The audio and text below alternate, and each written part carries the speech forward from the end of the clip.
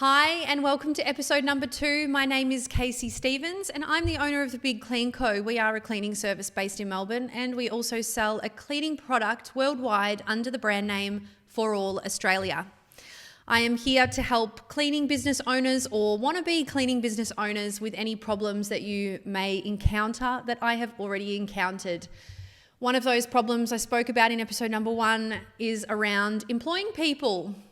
Can be incredibly problematic, and I employ currently just under 30 people, but over the years, including in the hospitality business I did before the cleaning business, I would have employed well over 200 people altogether, I would say, and had many more come in for interviews. Now, I know that this can be a big cause of stress for business owners, and I completely understand why. So I want to start by saying I actually find employing people incredibly rewarding. I love seeing people enjoy the work that they do, or, cleaning's not necessarily the most enjoyable work, but just seeing the environment they work in be a positive and healthy space to be, especially if I know that employees have some other stuff going on in their life that might not necessarily make their life at that time the best overall, but to know that they come to work and have this safe and happy place to be is rewarding for me. And to see people reach milestones, so we've had people who haven't had a license who have got their license while working with us.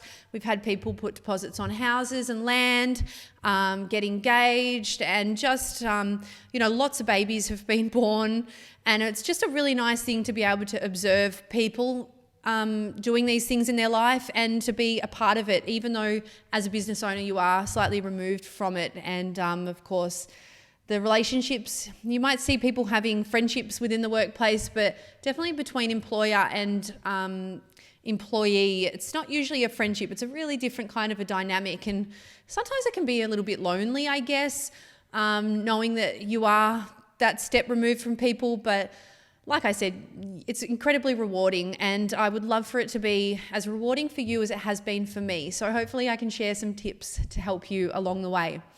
Now, just to give you a little bit of idea of how the Big Clean Co is structured, we tend to work in teams of 2. Occasionally we work as a solo cleaner or in a team of 3. Usually when training in a team of 3, or if it's a really big job. But working in a team of 3 tends to not be as efficient as working in a team of 2. And arguably, and I see this argued endlessly in the cleaning networks I'm in, a team of 2 is not as profitable as a solo cleaner. And personally, in my experience, I disagree with that, as I'm looking at this in a much larger view than just on a per day basis. And the reason I say this is because if you're in a team of 2 and they do 4 jobs in different locations, you have more travel time that you need to pay those staff than if you had 2 solo employees doing 2 jobs each. There is more travel time involved with the 4 jobs.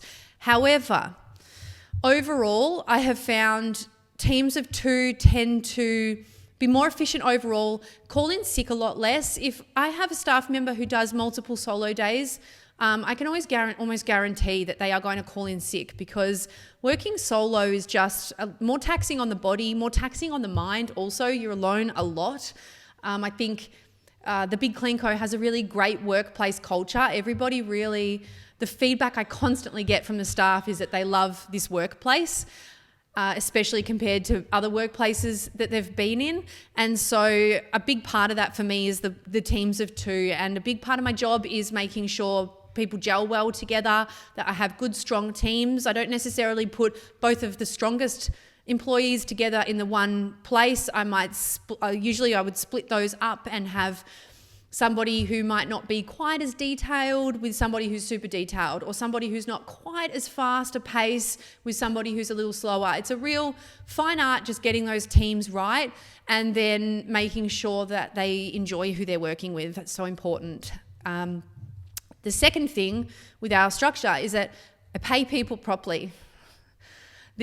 I have had so many people come to the Big Clean Co from other cleaning businesses, and not one single person has been paid properly in that previous cleaning business. They have either been told that they need an ABN and they have to pay their own tax and expenses, when really they have the one employer and regular jobs with that employer. They should be employed as an employee and they're not. Or people who don't get paid travel time and they only get paid for the cleaning time that they work, which is also not legal under the Cleaning Award in Australia. And then employers will use the excuse that, they don't make enough money to be able to pay the employee more. And I think that's absolute rubbish. Price your jobs properly. Make sure your clients pay you so that you can pay you properly, so that you can pay your staff properly. I think it's a really great selling point, actually, to advertise that you pay employees properly, especially in the cleaning industry where it's not common. I know that I use that as a selling point, and therefore I have happier staff, more reliable staff who perform better at work, and therefore we are able to charge this higher rate because of it. I'll talk a little bit more about pricing jobs in future podcasts, but I just wanted to give you an idea that we do pay people properly, and I highly recommend you do too. Otherwise, what is the point of even listening to the rest of this podcast? So the next thing I would want to talk about is job advertisements. When you are selling your business to a prospective employee, you need to make sure that you put as much effort into it as you do to gaining a new client. So on your social media pages, you might put before and after pictures showing the amazing work that you do, and you're letting your clients know why you are the best business for them. And then I see job ads where all of them are the same for starters. I read them all in our area to know sort of where I'm at in the marketplace, because it is a marketplace. You are looking for employees are the market, especially outside of the pandemic, when we know that cleaning businesses have really boomed. A lot of businesses have really boomed outside of the lockdowns, and everyone's looking for staff. So the pool of jobs has gotten larger, but there are less job seekers. There's a low unemployment rate, and less people are looking for work. So you really need to make sure that you stand out when you do your job ad. And you can do this through the copywriting of your job ad. And if you don't know how to do copywriting, really easy to learn absolute basics just to do a good job ad. You don't need to get any fancy technical words. You just need to make sure that you're telling every potential employee why your business is the one they should work for. So don't list all the things you need from them. Police check, license, need you to be reliable, need you to have a good attitude. Those are givens. Absolutely baseline, just you don't even need to list it. And when you do, you just sound like Joe Blow down the road's cleaning business. They're all the same. You want to let your employees know what your business is going to do for them. So for me, I talk about how I know that other cleaning businesses underpay their staff, and how you're not going to have that here at this one. We're going to pay you properly. You're going to get travel time. You're going to get car allowance. If you're working part-time or full-time, you get your annual leave and your sick leave, your paid public holidays. It's all there in the job ad. I'm letting people know why this is the only job that they should apply for. And as I've been told by my staff, it often has been the only job they've applied for. Why would you want to apply for another cleaning business that sounds the same as all the others when you have this one who is selling themselves in this way? So have a look at your job ad and tweak it a little. Make it less about you and what you need from that person, and make it more about that person, the potential employee, and what you can do for them. It's not groundbreaking, but it is, because so many businesses don't think like that. They think that that person is there to work for them, and really that person is there to work for themselves. They're in it for themselves. They want the money at the end of the day, and they want maybe the work-life balance, or they want to make sure that they're getting paid properly, all of those things. So put it in your job ad. Next is allocating the time necessary to hiring. So you can't run your business if you don't have employees, unless you are servicing every customer yourself and then where is the growth in that? You can't. So you need employees. You need to put the right amount of time into making sure that you get the right ones. So whether it's making sure on a Monday morning and a Friday morning you allocate half an hour or 40 minutes to responding to applicants, booking in interviews, booking in paid trials, accept that this is going to be an ongoing part of your role and keep it up consistently, because you might find one good person, but 3 weeks later somebody resigns. It's just the nature of the industry. People come and go all the time, and you never want to be on the back foot with it. You always want to be actively looking for good people to work for your business. So hiring should always be ongoing.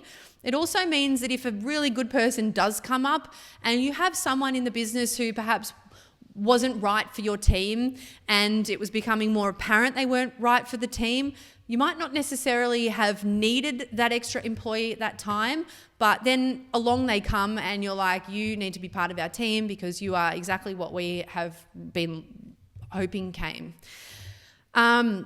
Next would be providing flexible working arrangements. Outside of the pandemic, the industries everywhere changed with working from home. And of course, with cleaning, you can't work from home, but you can still provide flexible working arrangements. And what I mean by this is if you're completely booked out on a Thursday and a Friday and you've got clients inquiring for those 2 days, if you put a job ad up and you are only looking for somebody for 6 hours on Thursday and 6 hours on Friday, you have just narrowed your pool of people down to minuscule. Who is looking for a job on those particular days? What are the chances in the suburbs you service that a person is going to come along who's great for your business and who is available exactly when you need them?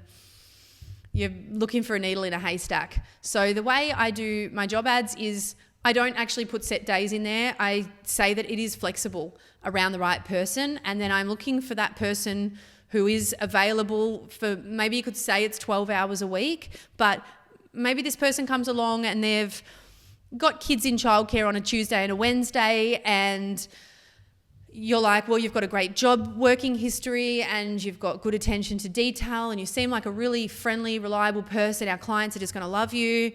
And you can say, okay, I'm going to give you that job on those days. Go back to your wait list for the Thursdays and Fridays. Contact those clients and say, look, we are still booked out on Thursday and Friday. You're also hyping up the demand, and that client is like, wow, this company is booked out, so they must be good. And then you say to them, but we do have availability on the Tuesday or the Wednesday if you would like to start us cleaning your place immediately.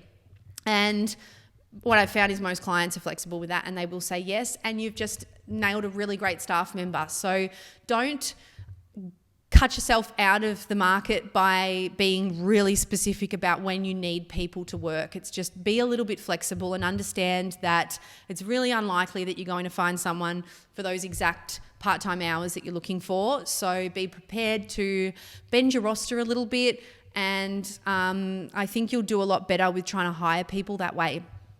Next up would be the emotional side of hiring, and that is not getting too attached to people too early in the process, because people drop out at every point. We have, in Australia with Centrelink, we all know that people need to send off resumes and apply, I'm doing quotation marks if you're listening on the podcast, apply for jobs that they're not actually interested in just to meet the criteria to get their Centrelink money each fortnight. Now, how I get around this is I have then a questionnaire. I don't know if it's 4 or 5 questions, I can't remember off the top of my head, that every single applicant through the places that we advertise our jobs on, we respond with a copy and paste message that just has the question saying, what does your ideal working week look like? How many days and hours? Do you have a license? Why did you leave your last job? Really mundane kind of questions, but it means that we don't have to read any resume. We don't even have to look at a person's name or location until they've answered those questions back in a way that's appropriate, because some people answer the questions completely inappropriately and you're like, you are not looking for a job, don't waste my time. So doing those questions allows you to cut out the rubbish applications. Then you get to the point that you might do an interview or a paid trial. Again, do not get attached to people. Don't read their resume and go, this person sounds amazing, I can't wait till they come in, they're going to be great, because 3 times out of 5 we have trials not turn up or interviews not turn up.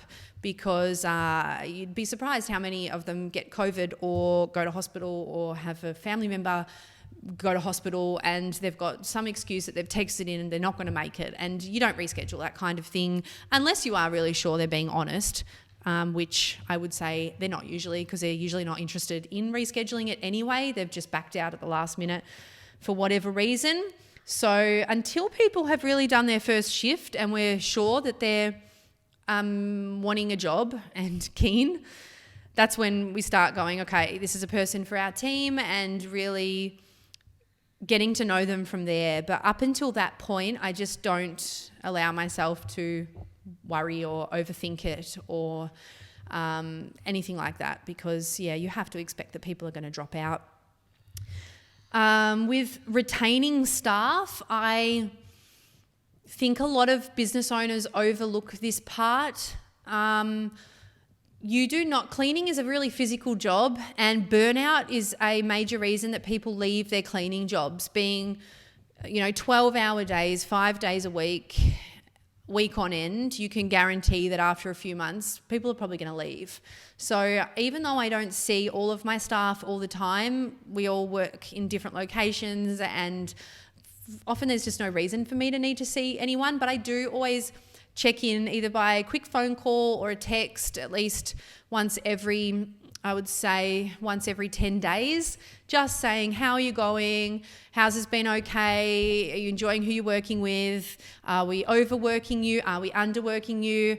We don't want to do either, because if people need more money or if people need a rest, they're going to start looking for another job that might be able to provide that, or that they might think can provide that. So making sure that you're constantly on top of that is important as a business owner. And eventually, if you have a HR person or an office manager or whatever, you need to make sure that they are keeping on top of it, so that someone doesn't get to their breaking point where they just go, I'm just going to quit because this is too much, or this is not enough, or whatever reason. You want to make sure you nip those little things in the bud early on, so that you can keep staff for as long as possible, especially good staff. In this industry, the average that we have, I would say, is, we've had some staff over a year is pretty normal, but the longest employee I had was 8 years. She was employed from the first business I had in hospitality. Another one was here for 3 years. So, but under a year is also really common. People will just come and go. That's why it's always good to have a really strong core team of part-time and full-time staff who are team leaders, paid higher. They have more responsibility. The regulars know them. And then the person that they work with, that second person, can change a little bit more often, because the core team kind of make our clients understand that it is a stable business, but things do still change, and you do have to chop and change that second staff member. The way that we feed them through is to have that really strong staff member take on the new ones, and then as the new ones become stronger in themselves, they then take on their own list of regulars, and a new person might come in with them. So that's also leaving room for growth in the business, because people are moving from that level 1 employee up to a level 3 employee. And then if you have positions in the office or whatever, we've had people come into the office to help as well. So in the cleaning industry especially, that room for movement can keep people a little bit longer, because they're able to grow in the business and learn new things like how to train staff and things like that. Now, also with feedback, learning to give constructive criticism will really make or break you, and not becoming defensive or on the attack mode. If you have a complaint, you can really offend people in the way that you communicate criticism. I have discovered that, and I understand, especially we employ a lot of young people under the age of 25, and so you do need to be sensitive in how you give the feedback. We just recently had a new system that we took on where our clients are now able to directly give the feedback. So they do a star rating system, and they can leave comments, and that goes onto our team news feed. That has really helped, because when it comes from the client, it's just you're a little bit removed from it. So I can be a little bit more of a neutral ground. I'm just passing on the information that a client has given. Here is the feedback. What do we do about it? Do we do some extra training, or do we need to just, raise our standard a little on the next clean?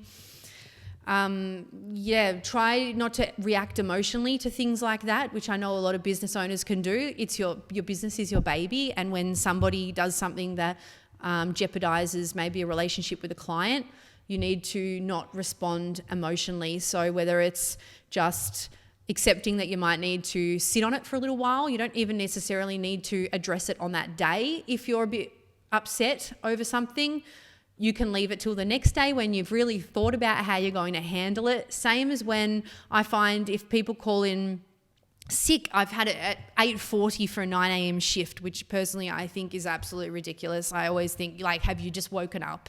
Have you just woken up at 8:40, realised that you're running late and just gone, I'm calling in sick? I think, even an hour before would be a respectable time to call in sick. And in those situations when I want to just write back and say, really, I have to leave it and I come back to it in the afternoon, because managing your own emotions first is really important when you're dealing with people, because otherwise you get into these situations where resentment starts to build, and again, you're going to lose people that you might not necessarily want to. Some of the good things and bad things in employing people, I think I've had just about everything under the sun, except for in the cleaning business. I've not had anybody leave on too bad a terms, but I did have that staff member I mentioned who worked with us for 8 years, resigned amicably, gave a reason, and then it turned out that she actually was opening her own cleaning business, and I was kind of offended by it, because part of me thought she should have been honest about it. Another part of me thought, I can see why she didn't bother telling me. She didn't want any kind of confrontation with it. Not that there would have been. I'm pretty open about the fact that I don't really see any competition as in our area, because the Big Clean Co kind of stands on its own as a brand cleaning business that is, other than with our end of lease cleans, most of our clients come from social media, and we don't have a lot of competition as far as our standard and just the general vibe of our team. It's just a really nice place to work at, and I think that really comes across with the clients, because they see that they've got the same cleaners all the time for long periods of time, and that's always nice. But yeah, you will have things that devastate you. People will lie. There's no doubt. You'll never employ the perfect person. So even when you think somebody is just great, accept that nobody is going to work as hard as you as the business owner, or maybe they will work as hard as you, but not for as long as you. Your commitment is going to be greater than anyone else's in the business. So it's always good to think about that when something might be not going how you thought it would go. Try to stay positive about things, because if you get stuck in this negative mindset of all staff are the problem, all employees are the problem, I think any employer that starts saying that, I generally think the problems are beginning with you. You lead from the top, and if you are hating everyone who comes into your business, that vibe is felt throughout it. So learn to see the good in people while accepting that not everyone is perfect. That's super important, and that's what I'm going to leave you with today. So thank you for listening, and if you have any questions or anything that you want me to chat about, send me a message on Facebook or Instagram. I do try to answer probably 90% of the messages. Sometimes they do get a little bit much for me, but I do try to answer. So shoot me a message, let me know what you think, and I look forward to seeing you in episode number 3.